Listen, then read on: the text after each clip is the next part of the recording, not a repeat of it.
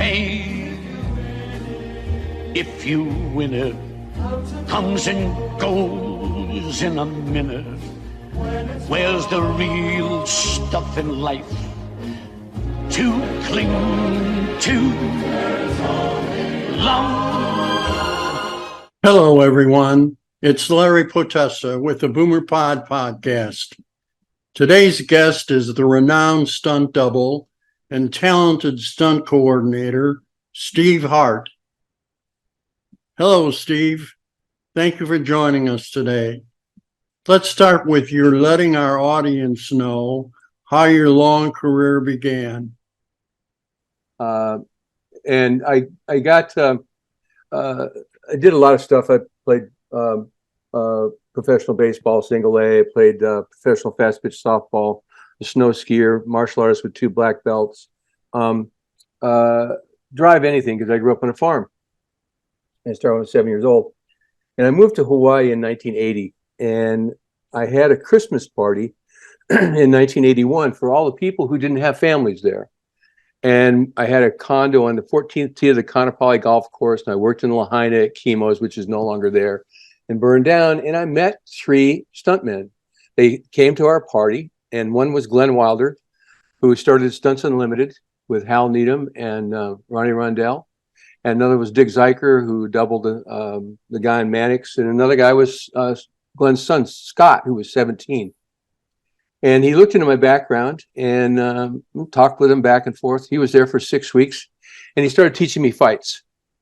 And he said, if you can do fights, he says, you can work. And so I trained really hard with a retired stuntman over there, doing fights 2 or 3 days a week. And I moved to LA in 1984. And I thought he'd make it easy, and he didn't. He made it really hard.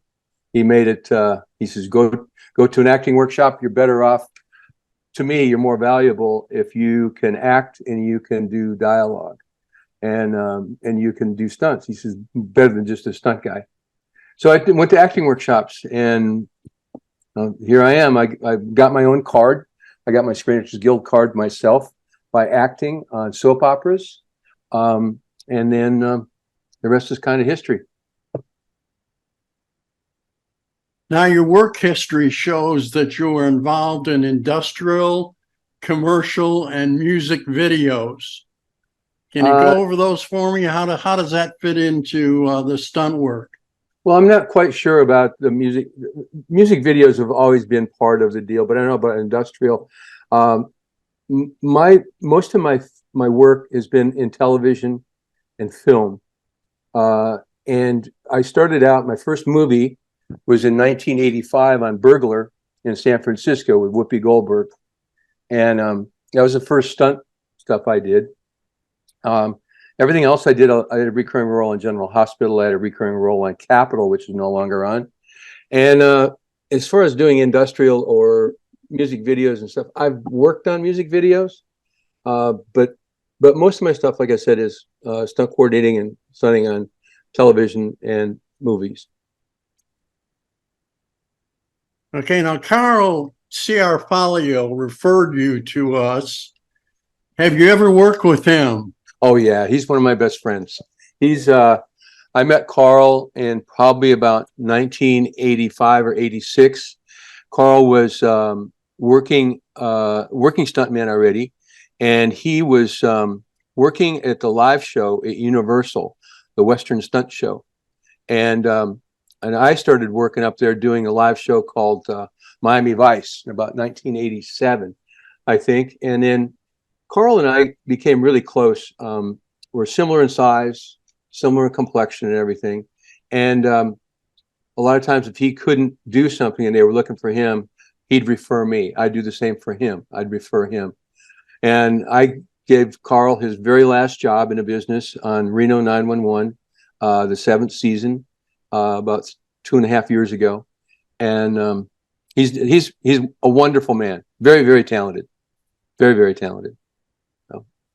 He's a great interview as well. Terrific interview.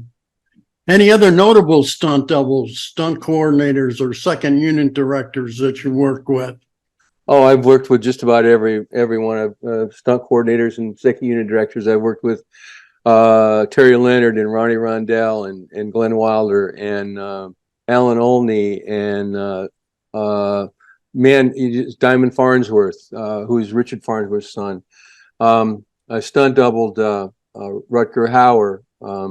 I stunt doubled Ron Perlman on Sons of Anarchy. I started stunt doubling Ron Perlman in 1988 on the first original Beauty and the Beast pilot. And you might know Ron Perlman from Sons of Anarchy. And I doubled Michael Caine on The Prestige, and he's 6'4", and I'm not. And they made special shoes, period piece shoes for me, so I'd be taller. And so I've done almost 500 movies and TV series, and episodics. So. And what were the most difficult stunt double feats that you got involved in? Well, the one gag that made my career, it was in the old days, back in the days when I was coming up. I was fortunate to have worked with Steve Chambers and Charlie Pacerni and all of those guys. And it used to be they just call you up and ask for your availability. At that time, there were services. There were three main services. There was Jonies and Teddy's, and then Bill's services, and you had a pager. And I got called one day in 1989, and the reason I know is because my ex-wife was pregnant with my daughter at the time. They called me to come to work on Tango and Cash with Sylvester Stallone. And in those days, they didn't tell you what you were going to do. They'd call you up and just ask if you were available. And you were expected to be able to come and do the gags, and you just carried your stunt bag. And they didn't tell me what it was. And I got there, and they had shot the entire beginning of Tango and Cash. It was a big fight scene, and they didn't like it. So I got a call from Jim Arnett, who he started double Paul Newman in 1965, I think it was. And he was a stunt coordinator, second unit director. And I went to work, and we were out in Lancaster, out in the desert, and I think there was about 10 or 12 stunt guys working. And myself and Frank Ferrara. Frank doubled James Gandolfini on the big Sopranos movie, the Sopranos shows. He had about the same size, and they told everybody else to go put on police uniforms, cop uniforms. And they told us to stay there. They told Frank and I to stay there. And we're just sitting out in the desert, this long table, and helicopter lands. And Arnett comes over, and he looks at, we're sitting down, he looks at Frank, and he looks at me, and he looks at Frank, and he looks at me, and he spits his tobacco out. He says to me, go put the clothes on.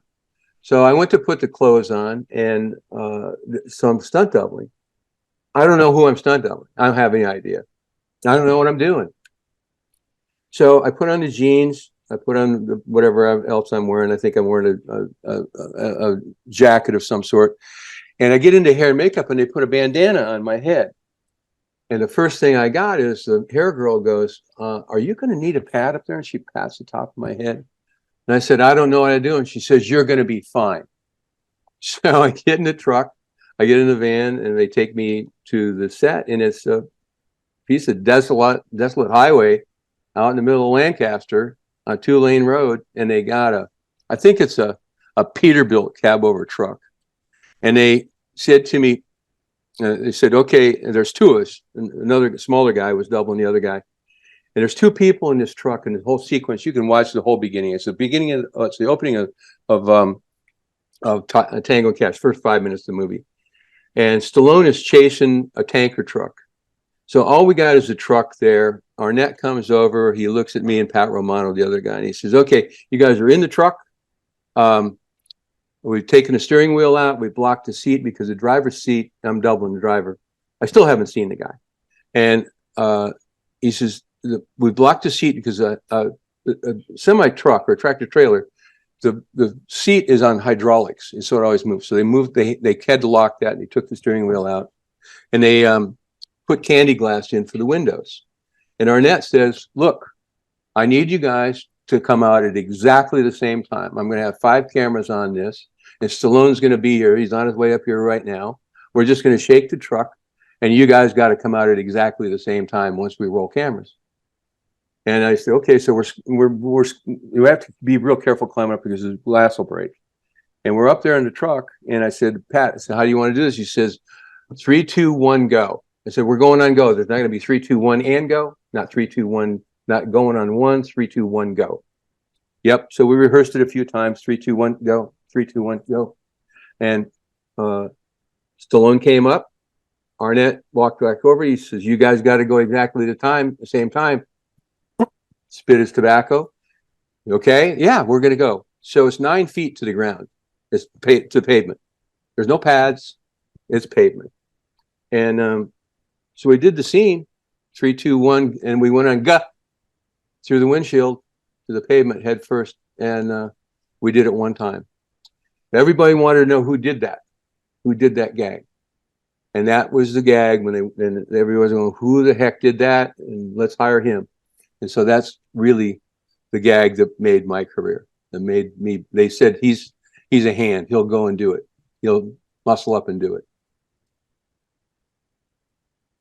Now, which productions provided the greatest challenges for you as a stunt coordinator? Reno 911. Reno 911 because it was comedy. And it was a television series. And I had to set the stunts up. Okay. They just say that we're going to do this or we're going to do this and there's fire in this thing or there's whatever. But they didn't do things as a normal stunt. On a feature, you get a lot more time. Television, you don't have a lot of time to do it. But in both instances, whether it's Baywatch, which I did, or if it's a feature like Hannah Montana, the movie, I did that. You have time to do things. You have time to rehearse things. You have time to set things up. Reno 911 was a comedy, and it was all improv. Yeah, I'd get a script, and what it would say is Dangle's bike is stolen. They wouldn't tell us what the gag was until the day of. If it was a big deal, I'd have a stunt double, right? And most of the people I hired were stunt actors, people who could act. They didn't want to have just stunt people. I never really had any nondescript stunts in it. I never really had too many stunt doubles. I had stunt doubles, but most of the actors stunt actors would work. And the difference between Reno 911 and everything else, because it was improv, they would improv the scene. So, for instance, we did a scene where my friend Bobby Heron came to work for me. They've released him from prison. They do all the dialogue, and they do the dialogue, and they do the dialogue, and they do the dialogue until they like the dialogue. Then they'll say, okay, we're going to do one more, and we'll do the stunt. And Bobby had to fall down 5 concrete steps. He was 84 years old at the time. And so when you do the stunt, you don't cut at the end of the stunt. They do the dialogue, they love the dialogue, how they've got it, then they do the stunt, then they do more dialogue without cutting. So you have to figure out what the safety factors are going to be. In Bobby's case, Bobby's falling down steps, and he says, you want to hook the chair? And I said, yeah, let's hook the chair. So he hooks the chair, so Bobby falls down the steps, and he gets down the bottom of the steps. I said, Bobby, all I want you to do is wiggle your right thumb. I know you're fine if you wiggle your right thumb. If you don't wiggle your right thumb, I'll know you're unconscious or you're hurt or whatever. We'll cut it. I'll come and get you. So it was different. You had to, if we had a big stunt like a motorcycle going through a window or something like that, they'd treat it like just a regular stunt where they do the stunt by itself. I had car jumps, and they would do the stunt by itself. But most of the stuff, we had to do a continuation where you would do the stunt, no cut, more dialogue than the cut. So it was very challenging. You had to figure out the what ifs more than you do normally on other things. Like you figure out, where's the car going to go when it lands? This and that and the other thing. Are we going to need a stabber car? That's not the other thing. So the challenge really on Reno 911 was to do things safely and to do continuations. I call them continuations.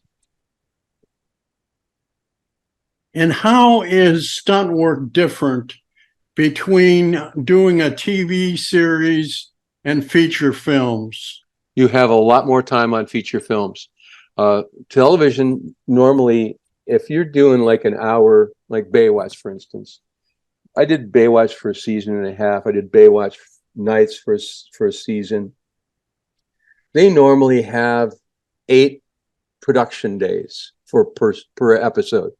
And so you've got time you don't have the luxury of being able to rehearse things. You can't, like when you do a fight, for instance, on Baywatch, we would do a fight. We just come in and I'd say, okay, where are we doing the fight at? Who's in it? This, that, and the other thing. I'd work it out with David Hasselhoff and whatever the stunt double was, or whoever the stunt man was, or the stunt woman. We'd work it out then, and then we'd shoot it. And a lot of times they'd let me take the camera and we'd be able to shoot second unit and I'd do handheld. When I did the fight on Hook, where the Lost Boys attacked the pirate ship, we had 2 weeks of rehearsals to do the fight with Robin Williams. We had 2 weeks of doing rehearsals with his stunt double, and they would film it, and then they would show it to Steven Spielberg, and he said, "Nah, I did that on Indiana Jones. No, I did that in Raiders of the Lost Ark. No, I did that." And we'd have to go back because there were 17 stunt people. So we had 2 weeks of rehearsals where we were allowed to go in and rehearse with the double. But then on the day when we actually shot it, I think it took us 2 days to shoot it. Robin Williams did it all. Never used a stunt double. Do you ever want to give notes to the director of the production about an actor's dialogue or their performance? No, that's not my business. That's not Never my crosses their mind. Never crosses my mind, because it's not my job. My job is basically to problem solve. If they're doing dialogue, an actor, it's between the actor and the director as to who's doing what the dialogue is going to be, what the nuances are, what the implications are. My job is to problem solve and give the director choices of what the fight can be, and then we may have to change the fight according to the ability of the actor. So that's the only notes I would give. And I wouldn't give any note in front of I wouldn't give a note in front of an actor if I could see an actor wasn't doing something and couldn't do it. I would pull the director aside by myself and just say, she can't do this. But if we do this in a different direction, we might be able to get it. And I would talk to them privately. I would never do it in front of anybody. But very, very seldom would the directors always see that. They always see what's going on. 9 times out of 10. And do actors ever second guess a stunt coordinator's direction? All the time. All the time. And what do you do in that case? Then you make them, you give them choices too. The number one thing I would do is I go up, I'll talk with somebody, I'll talk with an actor or actress, and I'll just say, what would your character do? What would your character do in this situation? Okay. And then again, it's problem solving. You give them choices. Let's say that that they're not ambidextrous, that they can throw a really good punch with their right hand, but they can't throw a really good punch with their left hand. So you want to play to their strengths as opposed to showcasing that, because you wind up, if you give them choices and you play to their strengths, all my job is just to make them look good, is to make them look the best that they could possibly look, And I had a thing with Pamela Anderson one time on Baywatch.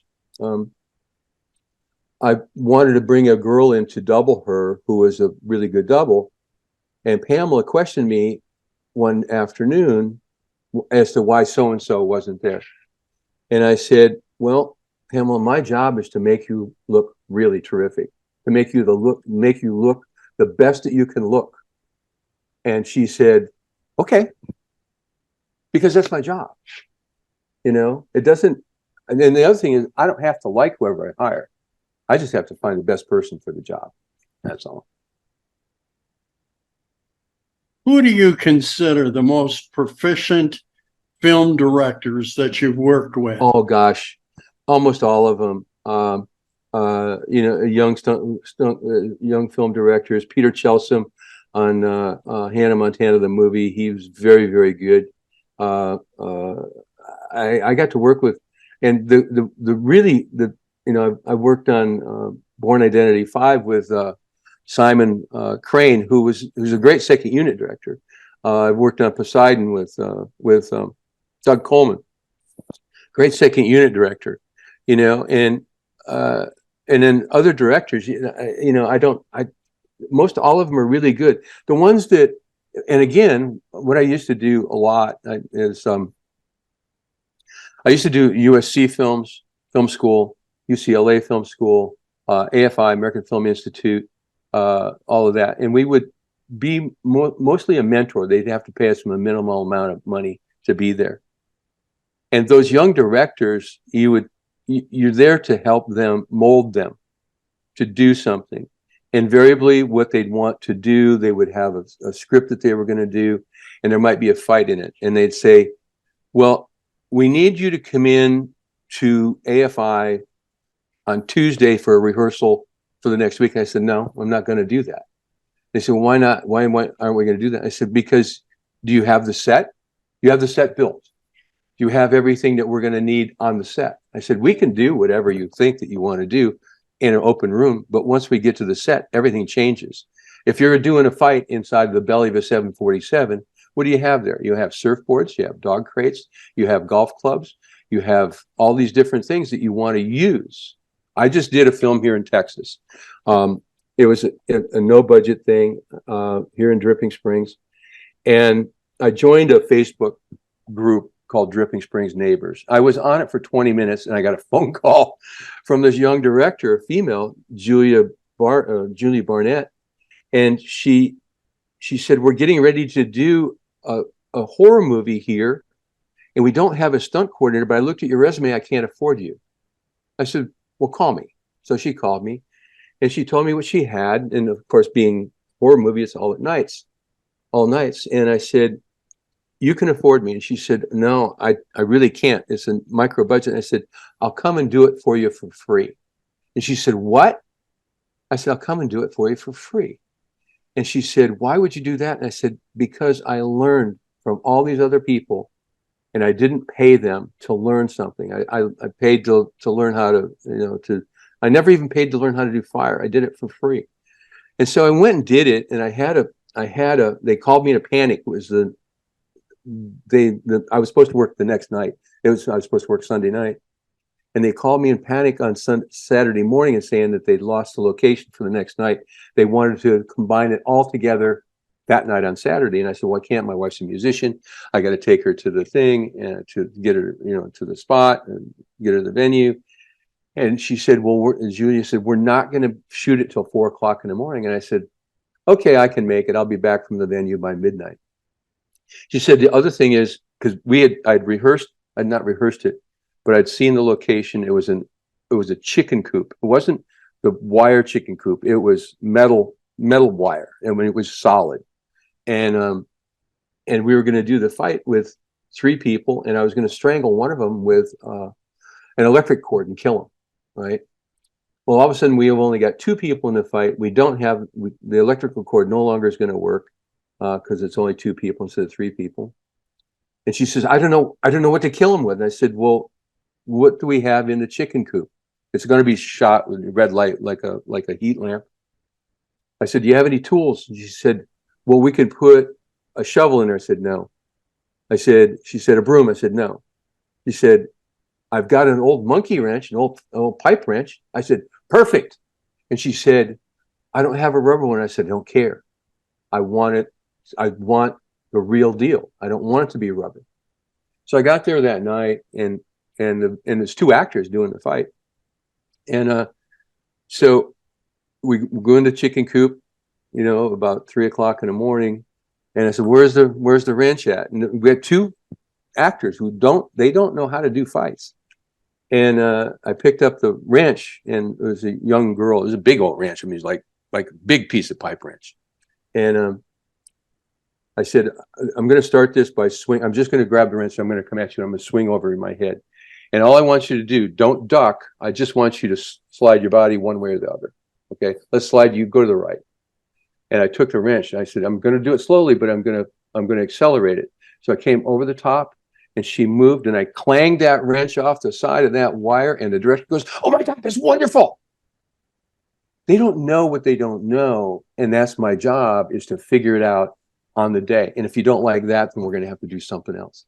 Because the director may not like what you did. They may want to see something else. They may really like a piece of that and a piece of this. So that's my job, to figure it out. But directors, you just help them. It's their show. It's their vision. You know, it's not my vision. Who would be at the top of your list as far as talented actors are concerned? Oh man, there's a lot of really talented actors. Tom Cruise is really talented. Michael Caine, when I doubled him, he was just he and the two nicest of all the actors to me were Sir Michael Caine and Sir Anthony Hopkins. And they were just the most genuine, top of the heap guys, you know.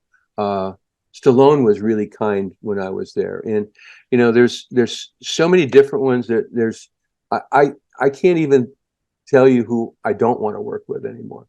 But they're the guys that have been around for a long time, the guys and the women who I did a movie with Barbara Bain a few years ago called something, I don't even remember the name of it. But Barbara Bain goes back to Mission Impossible in the 60s. And she was 84 at the time. And I walked up to her on a previous day and I said, Miss Bain, I introduced myself. I said, we got to do a 1 or 2 punch fight with you. And I'd really like to use a stunt double. Do you have anybody that doubled you? And she looked at me and she said, Jeannie Epper, but is she still alive? And I said, yeah, she's a really good friend of mine. And so I called Jeannie up, and Jeannie was probably about 75 at this time. And so Jeannie came, and Barbara Bain, and I worked with Karen Black. She's on the movie. And it was like watching Old Home Week, because these two women who worked together in the 60s were back together. They lost touch with each other, and it was so cool. It was just fun to watch. Just fun to watch. So, but there's so many good actors out there, and as long as somebody's not full of themselves, I'm good to go. Now, Tom Cruise seems to be at the top of everybody's list. What's special about this guy? Well, he's bold. You know, he is the real deal. Everybody, you know, if actors tell you that they do their own stunts, they don't. They do some of their stunt at the beginning. They do some of their stunt at the end, but they don't do the middle part because insurance companies won't let them. But Tom Cruise, what people don't understand, what they don't know is that he's got 4 guys who stunt double him, and they do everything before he does it. Okay, on the outside of the plane, they had a guy up there, and he's got the best riggers in the world. He's bold. He's doing his stuff. And I just heard a story that Matt Damon was telling about when he had lunch or dinner with Tom Cruise, and he said, "So you being on the outside of that building and, you know, wherever it was," he says, "How'd you do that?" He says, "I've been wanting to do that stunt for 15 years." He said, "So I got the safety guy aside, and I told him what I wanted to do, and the safety guy said no." And Tom Cruise goes, "So I got another safety guy." so he's just he gets paid a lot of money, but at the same time, if he gets hurt, like he did on, I don't remember what show it was, but he gets hurt, the production has to shut down. So production insurance has to pay for that. So he broke his ankle and he was out for, I think, 6 or 8 weeks. So they had to pay all those people for 6 or 8 weeks while he healed. So it's insurance, but he's a real deal. I worked with him on 2 Mission Impossibles, and so yeah, I worked with him on those, and those are I think those are the only ones I worked with him on. A couple of Mission Impossibles. So I never worked directly with him though. What do you consider to be your greatest career achievements, Tango and Steve? Cash, Tango and Cash, directing Second Unit, and doing Reno 911. Just longevity of getting through things and keeping people safe. Some of the stuff that I did were pilots that you'll never see. I did a pilot called Chasers in I think 2020, and I had 5 clowns on fire coming out of a clown car that was on fire, and nobody ever saw it. And as far as I know, nobody had ever done that gag before. So that was a big achievement, and I think probably greatest achievement is getting people home safely and understanding, what the parameters are. Reno 911 Miami. I had it was pissing rain. It rained 4 inches of rain that day. We were downtown LA at LA Center Studios, and I had a Huey helicopter coming in, and I had 4 stunt doubles rappelling out of the chopper about 80 feet to the ground and cut them loose, and the chopper goes away. That was a big deal, and getting everybody home without any injuries is probably a great accomplishment. And what do you consider your current challenges as far as the industry is concerned? I don't really have any way. I'm retired now. I thought my wife and I moved to Dripping Springs, Texas a couple of years ago. When COVID hit, the film industry stopped. I worked a couple of shows there under COVID protocols. My wife's a musician. All of her business stopped at COVID. And I was retired already, and we had talked about moving to Austin, and we had, through no fault of our own, I had leased a house after my first marriage, and because of the parameters of us staying in California, we moved here. I thought I would always be relevant to the stunt industry. I met as Terry Leonard said, everybody's got an expiration in this state. In this job, everybody's got an expiration in this business, and they're all different. And I met my expiration here on Fear the Walking Dead. I was too old to do that show, and I always thought it'd be relevant. But what I've found is that young stunt people don't care about doing anything the way we did it, where you had to come up and you had to carry pads and you had to go hustle work and you had to earn your craft. You had to learn your craft. And young stunt people today, there's some throwbacks, but for the most part, they don't. They're into instant gratification. They would put up. I was a member of a stunt group, stunt page on Facebook, and young stunt people would put up their fights, and they'd want people to critique them, and then all their peers go, "Wow, that was really good. It was actually, oh man, this is one of the best fights I've ever seen." And I go, well, why are there 3 misses in there? Why am I seeing 3 misses?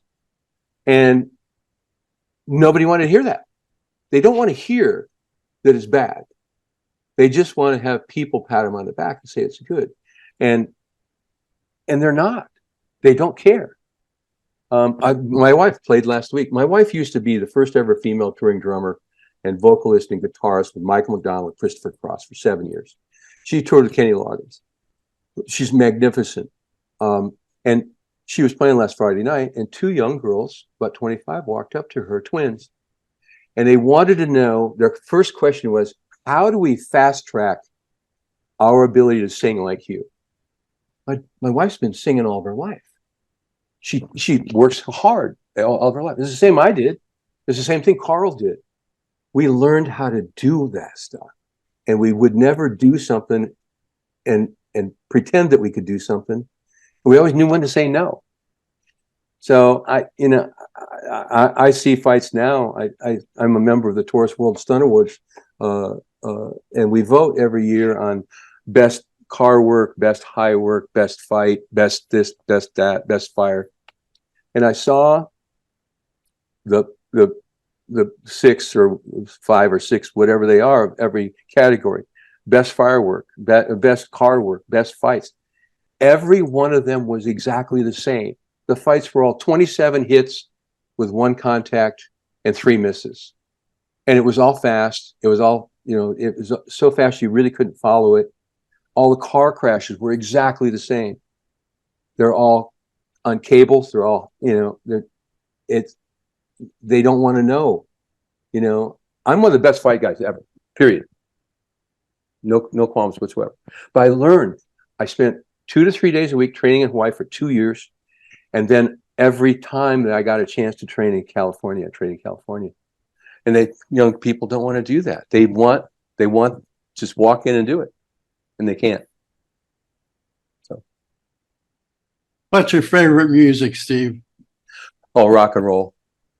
My favorite music is what my wife plays. She does she does Led Zeppelin. She does the Hollies. She does Tommy James and Shondells. She does Creedence Clearwater. She does Gladys Knight. It's across the board. So. How about travel destinations? Don't have any I'd like to do. I got to travel to Europe. I went to Bulgaria and did a show for a couple of months. I went to Brazil for about 4 months. My wife would love to go to Egypt and to Ireland. And those, I think if I had a choice, I'd love to do a cruise to the Alaska. I'd love to do a cruise up in Alaska. I'd like to see some of those places, but I really don't want to have to. I'm really happy here in Dripping Springs, Texas. We live in a wonderful place, and we live on a 6-acre ranch in Texas, and we live on a thing called Service Dogs Incorporated. They train service dogs here. They rescue the dogs. They train the dogs. They give the dogs to people who need them, and they never charge anything for it. So we live in the middle of that. Very blessed. Very blessed to get to where I'm at now.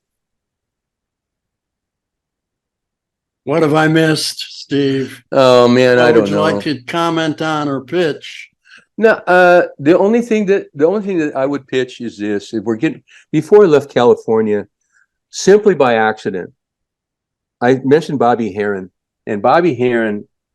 I didn't meet Bobby till he was 84, and I needed the oldest stunt guy I could find for the directors that I could find that would fall out of a chair.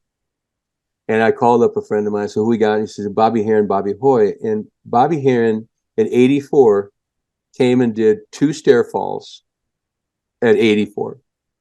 I hadn't seen him for 10 years, and I lived in Thousand Oaks. And I called Bobby up. I said, Bobby, you still alive? And he said, yeah. I said, you want to go have lunch? And he said, yeah. So I called a friend of mine who called about 8 other guys, and we took Bobby out for lunch. And everybody's got their iPhones up, and they're shooting it. And they're going, this and that. Bobby's first movie was in 1949 with Errol Flynn. He was on a plywood minesweeper at Guadalcanal, and he's just got the history. People are talking with him.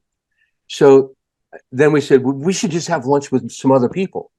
So I called up Jeannie Epper, and I called up Gary Combs, who goes back to Wagon Train days, and he doubled Steve McQueen. And we got George Fisher, who pioneered fire, and we got Bobby and Jeannie, who did Wonder Woman, and people are shooting it on their iPhones.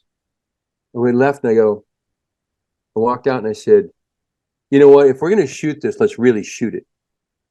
So we started to call it Lunch with Stunt Legends, and it morphed into a whole different thing called Stunt Tales Falling for the Stars. We shot 58 episodes before I left LA. My wife did the original music for it, called Raising Hell. And we're getting ready to sell it to Netflix. So Stunt Tales for Falling for the Stars. That's it. Well, I want to thank you for being with us today, Steve. Oh, thank you for having me. I hope I wasn't too long-winded. No, you were terrific. You were terrific. We return sometime. Sure. With your life's updates. Sure. Yeah, I'd love to. Thank you so much for having me. It was a pleasure. I just, more than anything else, I want the older people that had the pleasure of working with to be able to tell their stories. That's the most important thing right now, you know. And me being a roadie for my wife. Now, who is it that's been walking back and forth? That's my is it wife. your wife? That's my wife. Now, how old are you? How old are you? How old am I? Yeah, 77. good. You're old enough to know who my wife's mom was. Giselle McKenzie. You remember her? Yeah, That's I her sure mom. do. That's her mom. And so Wow. Gigi and I, today is our wedding anniversary. We've been married 6 years today. And so she's in her studio behind me. She's got a whole studio in there that she plays at. And and I'm her agent. I'm her manager. I'm her roadie. I'm her booker. And that's what we do now. We just do that. And she plays. She's got one gig this week. She had hand surgery about exactly a month ago on her left hand. She's back playing. She did 2 gigs last weekend, 3 the weekend before, 3 next weekend, 1 this coming week. So that's what I do. That's what she does, and it's terrific. I'm her biggest fan. Well, maybe next time we can have a couples interview and talk to both of you. I'd really like to do that. She won't do it. She won't do it. She won't do it. No, Why? she won't do it. She's well, you tell her we're thinking about her. Okay, I will. So see what goes on, Larry, is that. Well, thanks again. You're welcome. And if you talk to Carl, tell him I said hello. I will. And one of the things that I really remember with Carl is we were doing the Hunt for Red October, and we had 2 a.m. calls. We had in Long Beach, and we had to go down. He and I rode together. It was for a week, and the sub was gimbal. They had three barges like this, and they had work boats, and then the sub was hooked. And it was gimbal, so it would sink. It could sink the front of it down the conning tower, and but we didn't know what was going to happen because we knew that it had sunk the week before, and they couldn't raise it up. So we get there, and it was really eerie. We're going down the hill into Long Beach, and you can see all these work lights out in the ocean. And we're going to go out there at night. They give us these Russian uniforms. We're wearing wool pants and whatever the shirts are, and wool jacket, wool pea coats, and hats, and so on and so forth. And it was just the most surreal thing. And one of the things what they didn't tell us, we were inside. They had 70 Russian extras, and all they spoke was Russian, or what it was. I guess it was Russian. And there were like 10 or 12 stunt guys, and they told Carl and I that we had to be the last 2 people out of the conning tower. It's a scene where they're abandoning ship. All the Russians come out, and they get into these 3-layer life rafts, and the ship is sinking, so on and so forth. So we go in the conning tower, and all it is metal grating over the ocean. And we can see the top of the conning tower, and there's float bags in it, and there's wood and all this stuff up above us. And we're the last 2 out. So all of the Russian extras and all the other stunt guys have to leave first. And Carl and I are going to come out, the last 2 people out of the side of the conning tower. So they said, I can hear them roll action, the cameras, and then action, so on and so forth. And the thing starts sinking. So then the water's up to our ankles, and then water is up to our mid calves. And Carl and I are looking at each other. And then the water's up to our knees, and the guys are taking their time getting out, so on and so forth. And finally, we come out. But what they didn't tell us was that they've got 6 giant work boats creating 6-foot standing waves, and Ritter fans, which are airplane engines, with fire hoses shooting water through them, and the water's blowing sideways, and the water's coming over the top of the submarine. And we hear a cut, and I looked at Carl, and I said, well, that got Western.